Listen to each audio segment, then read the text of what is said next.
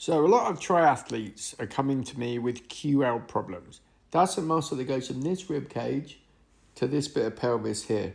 It's basically one of a load of back muscles that just assist leaning to the side and kind of keeping your back upright. And to be honest, guys, it's what we call a slow twitch muscle, unlike your hamstrings or your thigh muscles, which means it basically grips. That's what it does. That's its function. Now you see this muscle here, latissimus dorsi, comes from pretty much your armpit, to your back, going all the way down to your lower back. So in line with my nose, the bottom 50% is to do with back stability, motion, holding you upright, and that lovely motion you get in the lower back when running and swimming, but it's also a back support belt.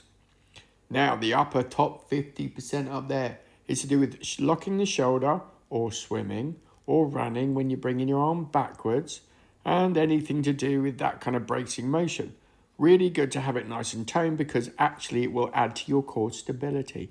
However, the bottom 50%, if these guys get tight and are not stretched correctly, it will literally act like an over-tight back support belt.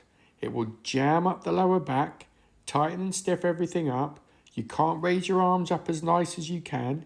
Your power diminishes in the pull-back action of swimming. Also, you've got to think when cycling, bringing your arm forward onto the handlebars. This muscle is holding your back and bracing your back. Okay, it's also stabilizing the shoulder and acts like a shock absorber. Boom, boom, boom, boom, boom. Let's be honest, guys, there's no real suspension on your bicycles. And when running and you retract the elbow backwards, this muscle actually adds in your thrust, hence sprinters. You'll see that mass use of lats when they're running and the use of locking their elbows into their side. Yeah, lats come into that play. Now, if you don't keep it pliable and stretched, what's going to happen is you're going to mistake it for a back issue, which you'll present as, and then everyone's going to fixate on your QL, which is tucked right underneath this muscle, by the way, and then you're going to just get the thing wrong. So what I need you guys to do is start stretching it properly, such as something as simple as a chin-up bar, having your hands on it, bending your knees, or you can be in midair if you want. I suggest you stand on something. And then what you do is you breathe out as far as you can. Breathing in, I don't care. Nice deep breath, great. But breathe out as far as you can. As you breathe out as far as you can, to almost your end breath, you will feel the most intense stretch on this.